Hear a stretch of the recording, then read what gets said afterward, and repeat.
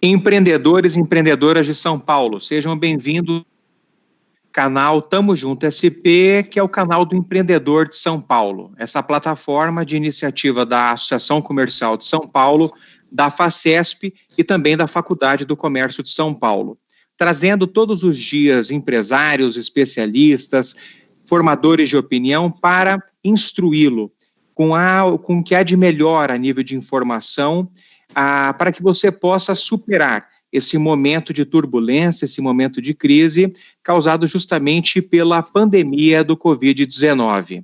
E hoje nós estamos aqui com dois grandes especialistas em direito comercial, em contratos empresariais, que é o professor Paulo Pena, professor de Direito Comercial da PUC-Rio e sócio do escritório, do conceituado escritório de advocacia Novotny Advogados. E também com um grande especialista em contratos, professor Silvio Donato Scagliucci, que é especialista em contratos pela Escola Paulista de Direito e sócio fundador do Scagliucci Advogados.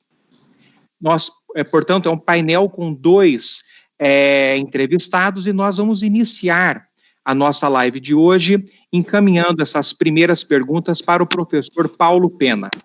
Professor Paulo, o senhor poderia explicar para o nosso público o que é exatamente a teoria da imprevisão, que não é essa expressão, esse conceito jurídico está muito em pauta nesse momento, em função dessa crise causada pelo Covid-19, e como ela a teoria da imprevisão, ela se aplica aos contratos, à revisão dos contratos nesse momento complexo causado pelo estado de calamidade pública. É um prazer estar aqui conversando sobre esse tema tão relevante e nesse momento tão delicado, momento inédito, acho que para todos nós. Antes, Wilson, de entrar especificamente na teoria de previsão, só vou dar um passo para trás, que é o seguinte: quando a gente pensa no que está acontecendo e como é que isso pode afetar os contratos, o nosso direito ele já é preparado, em alguma medida, para lidar com essas situações. E há dois grandes institutos que, de certa forma, regulam, em âmbito contratual, que a gente está passando por agora. Um é o Instituto da Força Maior, o caso fortuito, que é quando, devido a um fato necessário da vida, inevitável, uma parte não consegue cumprir um contrato, não consegue cumprir determinada obrigação. O exemplo clássico, que inclusive depois já veio a ser reconhecido pela jurisprudência, foi a greve dos caminhoneiros de 2018, que impediu, naquele momento, enquanto perdurou, muitas pessoas de cumprirem os seus contratos. Isso é uma coisa que pode se aplicar a alguns contratos nesse momento que a gente está vivendo. Do outro lado, a gente também tem uma outra questão que é justamente, que você levantou, que é a teoria da imprevisão, que são, quando a gente está falando de contratos de média duração, longa duração, que seja contratos que perduram-se no tempo, e esses contratos, eles são firmados dentro de uma certa base contratual, dentro de um certo equilíbrio contratual. Quando, posteriormente à duração, ocorrem fatos extraordinários, imprevisíveis, que tornam aquele equilíbrio, que afetam de maneira substancial aquele equilíbrio, tornando a prestação excessivamente onerosa para uma das partes, trazendo vantagem para outra, isso é o que a gente chama de teoria da imprevisão. Tá? E essa teoria da imprevisão, isso pode estar ocorrendo com, de fato, muitos contratos, onde a gente tem uma situação onde, devido à pandemia do Covid, devido às medidas sanitárias que o Brasil está sendo obrigado a tomar para tentar conter essa pandemia, isso está afetando uma série de contratos. E a solução que a lei dá, a primeira solução, a solução que está lá no Código Civil, em princípio, é o término do contrato. Mas há também, isso se discute, e há decisões judiciais nesse sentido, que você pode também ter a revisão contratual em algumas situações. Então é isso, ou seja, a teoria da previsão é isso. Devido a esse evento extraordinário, devido a esse inesperado, isso afeta o equilíbrio contratual e permite, então, que conforme o caso, se discuta o término do contrato ou a sua revisão. Perfeito. Paulo, como é que o Poder Judiciário tem justamente se comportado diante dessa situação de crise, se ele tem sido mais maleável na revisão dos contratos e aplicado a teoria da imprevisão diante da crise do Covid-19? Wilson, ainda é cedo fazer um diagnóstico de como o judiciário está se portando, mas pelas decisões que a gente tem visto, o judiciário ele tem feito uma coisa muito correta, que é o seguinte: ele, primeiro, não é a pandemia, ela afeta todos nós, a sociedade como um todo, mas não necessariamente todos os contratos. Inclusive, há setores da economia que estão funcionando. Inclusive, há alguns setores que estão funcionando bem, até a maioria, grande maioria, foi afetada, mas há setores que estão funcionando. Então, não é que essa pandemia vai afetar todos os contratos. Isso tem que ser visto no caso a caso. E o judiciário ele tem feito isso. Ele tem examinado casos concretos, caso a caso, e alguns têm aplicado, sim, a teoria da imprevisão, com até alguma elasticidade, alguma flexibilidade. Em outras situações, ele até já alguns julgados disso do judiciário falando: olha, a pandemia não pode ser usada como desculpa para todo e qualquer descumprimento contratual. Até porque a gente tem que lembrar que assim, muitas empresas, muitas pequenas empresas, médias empresas, enquanto por um lado elas estão na posição de ter que cumprir uma obrigação de determinado contrato e, portanto, para elas até poderia ser benéfico se ver eximida ou se ver exonerada do cumprimento daquela obrigação. Há pequenas e médias empresas também que estão também na posição de credora de determinado contrato, que estão na posição onde seria muito prejudicial a elas se o contrato fosse ao todo descumprido. Então, por isso que o judiciário, e essa tem sido a nossa recomendação, a gente tem que examinar cada caso concreto, entendeu? Cada contrato é uma particularidade, é um evento que afeta todos nós, não tenha dúvidas, necessariamente vai afetar todos os contratos de forma igual. Perfeito. Paulo, bom, a gente sabe que a situação é complexa, você colocou isso muito bem, tem setores da economia que estão se mantendo no mercado aquecido, outros setores já estão enfrentando o impacto dessa turbulência, não é? Diante disso, Paulo, o que muda no relacionamento dos empresários com fornecedores, com prestadores de serviços, inclusive em função do projeto de lei 1179/2020, que é uma grande novidade que muda a maneira como a gente enxerga o direito privado no Brasil? O projeto de lei, começar pelo projeto de lei, ele mexe em uma série de questões ligadas ao direito privado e esse é um movimento que tem acontecido também em outros países, tá? De fato, como eu falei, o nosso direito ele tem instrumentos para lidar com essa situação, como eu falei, a força maior, a teoria da imprevisão, notadamente na área de contratos. Mas como a pandemia ela é tão grande, é uma magnitude que nunca se viu antes, o legislador, né, o Congresso, agora está no Congresso, começou pelo Senado, está no Congresso, na Câmara, desculpa, ele fez esse projeto de lei para tentar lidar com várias situações, que vai desde da parte mais processualística, passa também por uma questão de contratos, e também atinge outros ramos do direito. Na parte de contrato, o que ele está, sobretudo, falando duas regras ele está trazendo. Primeiro, a pandemia, ou seja, os efeitos da pandemia, da teoria da imprevisão, eles só pegam as situações que ocorrem após o dia, salvo engano, 20 de março, que é quando ele estabelece como marco inicial, ou seja, não situações anteriores. E outra coisa que o contrato faz, ele estabelece que variação cambial, inflação, essas mudanças, ainda que possam ser muito relevantes, não serão consideradas eventos extraordinários para permitir esse reequilíbrio contratual. Ou seja, esses eventos, se eventualmente a gente tiver uma escalada do dólar, isso afetar os contratos, não será considerado um evento extraordinário. Perfeito. Bom, Paulo, digamos que você estivesse aqui agora com um empreendedor, seja aquele que está recebendo uma demanda por parte de um cliente dizendo que não está conseguindo arcar com aquele contrato, pedindo uma revisão de valores, seja por parte de um fornecedor, enfim, ambos os polos, o contratante ou o contratado. E há uma certa dificuldade para se equilibrar essa relação contratual.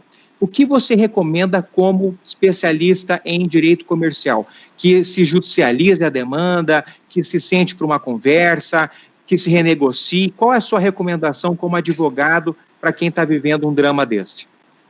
Wilson, no momento, o meu lema e a minha recomendação tem sido renegociar. Tentar ao máximo renegociar. É óbvio que a gente sabe que tem situações que terão que ser levadas para o judiciário. A gente já tem o judiciário abarrotado, a gente já tem um judiciário que ele tem dificuldade em dar vazão e, sem dúvida, essa situação que a gente está passando de crise, ele vai afetar muitas empresas, inclusive algumas talvez não sobrevivam, ou seja, o judiciário vai se ver ainda mais demandado. Então, a nossa solução e sobretudo, naquelas relações de longo prazo. A pessoa que tem um fornecedor, que é cliente de outro, a gente temos que tentar passar por esse período de crise e tentar manter essas relações comerciais.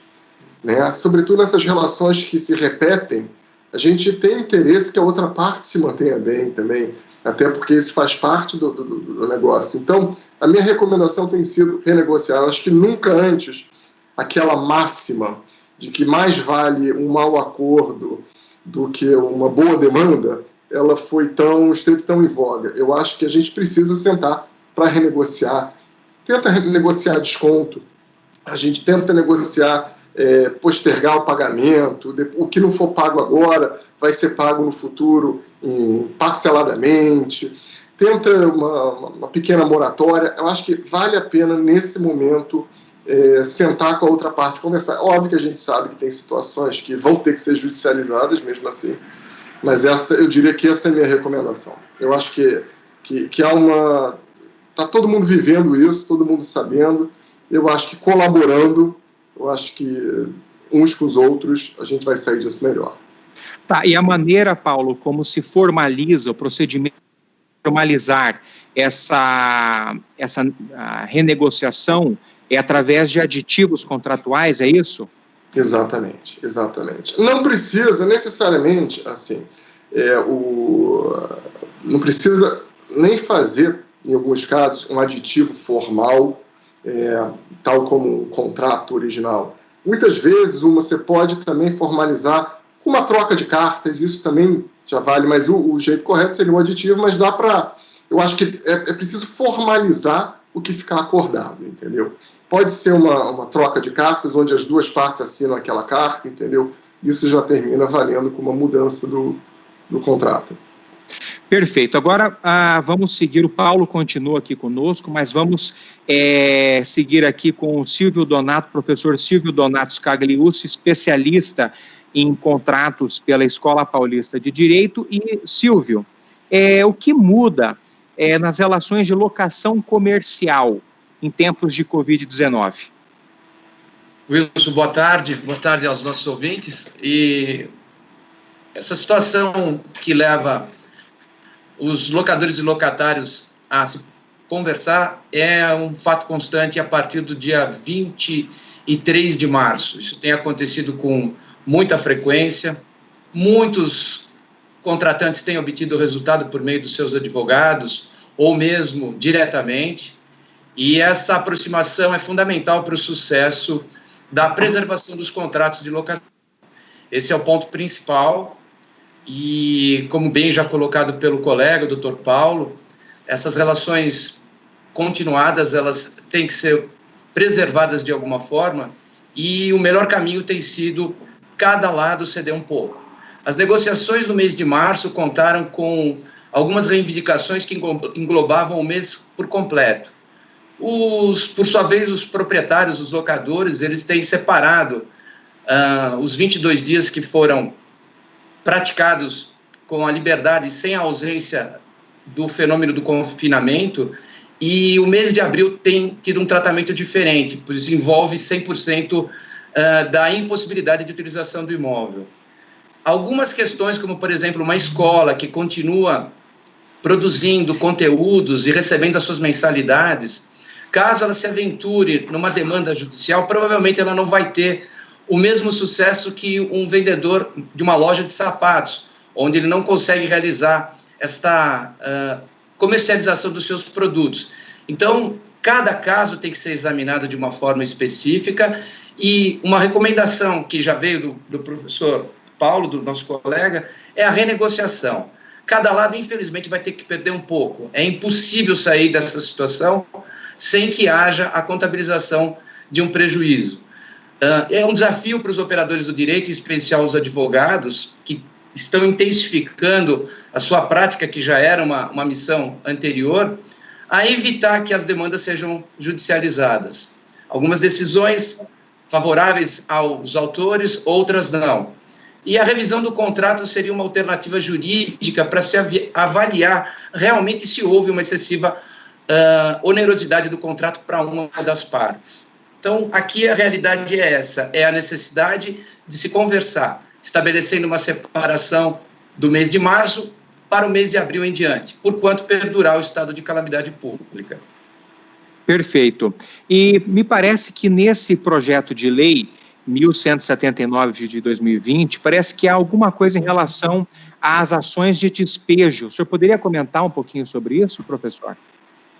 O que existe é uma modificação onde foi retirado o artigo 10º, que trata das questões relativas ao pagamento dos aluguéis, e restou no artigo antecedente, que trata das questões que podem ser judicializadas e que contarão com liminar. Essas também são vistas a partir do dia 20, as ações anteriores seguem o rito normal, sem nenhuma excepcionalidade, e aguardando que o projeto de lei se transforme em lei, ainda no Senado, essas questões vão ser excepcionadas apenas, as liminares serão concedidas para 3 casos, aqueles relacionados à locação por temporada, outros por conta do falecimento do locatário, e tem mais uma outra questão relacionada às necessidades de obras no imóvel, onde existe a resistência do locatário